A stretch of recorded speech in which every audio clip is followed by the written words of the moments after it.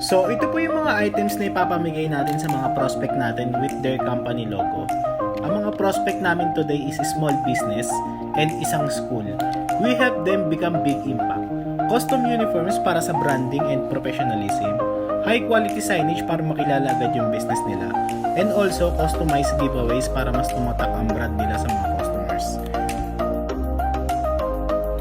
Ang first prospect namin ay si Yangko Elementary School. Dito lang to sa Pretil, Tondo. We talked to school principal.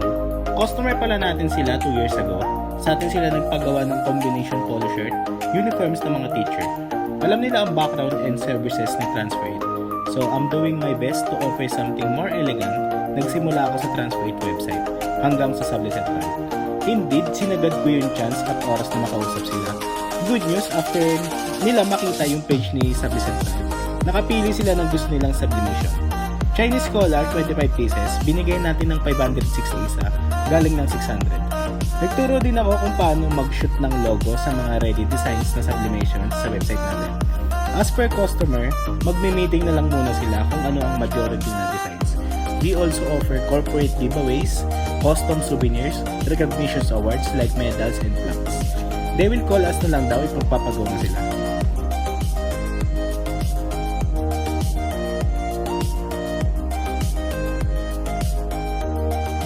Ang next prospect namin ay si Mex Cafe.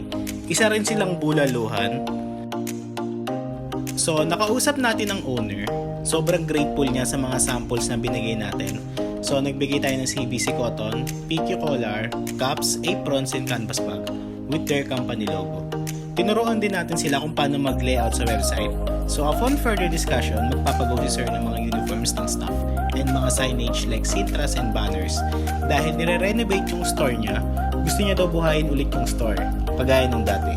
I also invite them na pumunta dito sa head office para makita niya yung mga pwede niyang ipang giveaways and fabrics ng mga uniforms ng mga staff niya. Seryoso si sir, gusto niya talaga magpagawa sa atin. Pupunta na lang daw siya sa head office natin kapag magpapagawa na siya. Ang next prospect namin ay si Tondo Enyo. Isa silang sangyupsalan. So, lahat ng staffs nila dito is luma yung uniforms. Nakausap natin dito ang store manager. Nagustuhan niya lahat ng samples na dala natin. At sakto, lahat ng uniforms nila is mga luma at kailangan ng palitan. Dahil burado yung mga logo ng uniform nila. Titignan daw muna ng owner yung mga samples. If magustuhan daw ng owner, magpapagawa daw sila. Ang next prospect namin ay si Hispanerby. Ayaw nila magpa-video, bawal daw sabi ng owner. So, i-explain na lang namin sa mga staff nila yung mga samples at nagturo kami kung paano mag-layout sa website. I-review na lang daw ng manager nila yung mga samples na binigay natin.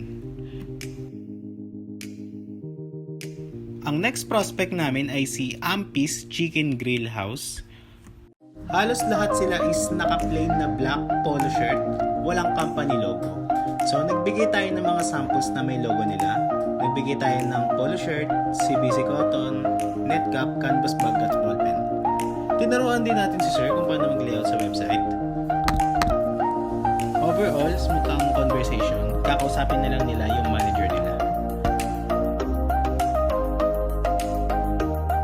Ang next na pinuntahan namin ay Paluto. Mga sislingan sila. So, manager is not around. So, yung cashier na lang ang kinausap natin. Nag-offer tayo ng mga sublimation, giveaways. They will forward yung letter of proposal natin sa manager nila pagbalik at yung mga samples na binigay natin. Tinuruan din natin sila kung paano mag-layout